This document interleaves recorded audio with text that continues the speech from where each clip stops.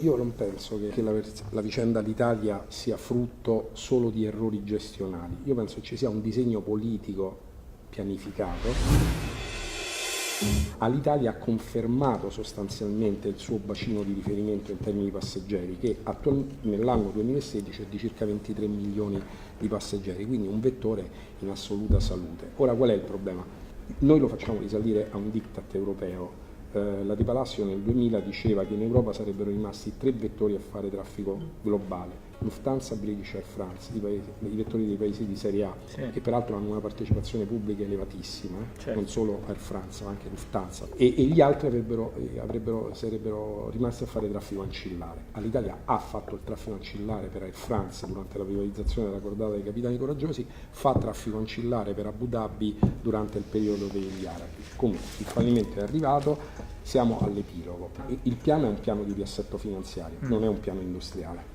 In realtà prevede l'arrivo di aeromobili di lungo raggio fra 2 e 3 anni, e una tratta di lungo raggio per essere redditizia per una compagnia devono trascorrere 2 anni, per cui significa che in realtà questo piano potrebbe prevedere un'inversione di tendenza nell'arco di 5 anni. La cosa interessante è che cosa fa? Che il governo dice: noi non ci mettiamo una lira perché questa è una società privata, per cui non ci mettiamo una lira. Le banche hanno delle difficoltà a ricapitalizzare perché non credono gli azionisti in questo piano. È evidente che né Banca Intesa né Unicredit ci crede, tant'è che le banche italiane pretendono l'ombrello, la garanzia pubblica, la fideiussione di 200 milioni di euro, e lo Stato glielo dà senza neanche pretendere l'ingresso nel capitale del controllo della società. Quindi gli mette a disposizione questi 200 milioni. Un prestito postdatato, perché tanto Esatto. fra un anno la situazione sarà Se non la venderanno, tant'è che c'è stato un siparietto interessante nella presentazione ai sindacati. Noi non eravamo presenti, ma i sindacati firmatari, ma è andato sui giornali, del numero di aeromobili che sarebbero dovuti arrivare nel corso del piano. L'obiettivo per i soci, che sono Etihad, sì, è di portare la società a essere resa ancora più appetibile nei confronti di Lufthansa, perché così Lufthansa se la compri per pochi spicci e diciamo gli arabi mettono un piede molto grosso in Lufthansa, e Lufthansa ha tutto l'interesse a comprarsela perché apre degli slot appetibilissimi sul territorio italiano. Per le banche l'interesse è rientrare in possesso dei soldi investiti, e questo avverrebbe anche grazie alla copertura pubblica, quindi loro sono tutti sistemati. Il problema, tra virgolette, sono i lavoratori, so che stanno pagando ovviamente. Ora, il problema dei lavoratori è che sono stati chiusi dentro una trattativa che, appunto, questi tirano fuori il piano, ti dicono che in 15-20 giorni gli devi dare l'ok, se no non arriva il sindacato ha capito che il problema non lo riusciva a firmare ipso facto. Che cosa ha fatto? Ha detto: vado al referendum. Ora il referendum è: caro lavoratore, o accetti questo, e questo è il bombardamento mediatico che è partito, e che vi chiediamo di rompere l'assedio che ci stanno facendo, perché ci fanno sembrare come una riserva indiana pure di pazzi, no?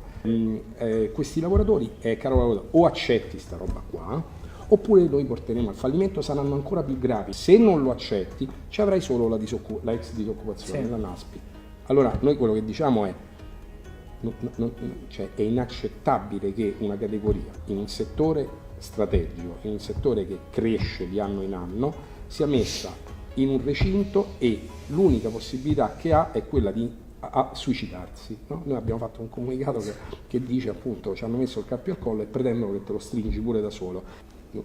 Comunque trovare delle strategie differenti rispetto a questa attuale, esatto, dell'azienda, che è un piano di riassetto finanziario, non è un piano industriale come tu dicevi. Esatto.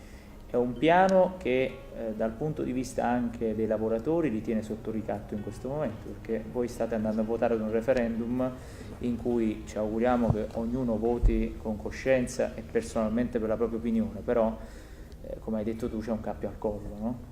Avete un cappio al collo di fronte al quale siete costretti a dire se dovete licenziare i vostri colleghi o licenziarvi da soli tutti quanti in massa. Questo è quello che ho capito io. Quindi un piano alternativo. Posso dire una cosa, personalmente penso la condividiamo tutti: è inaccettabile che ministri dalla loro posizione stiano influenzando continuamente, ricattandovi il voto del referendum.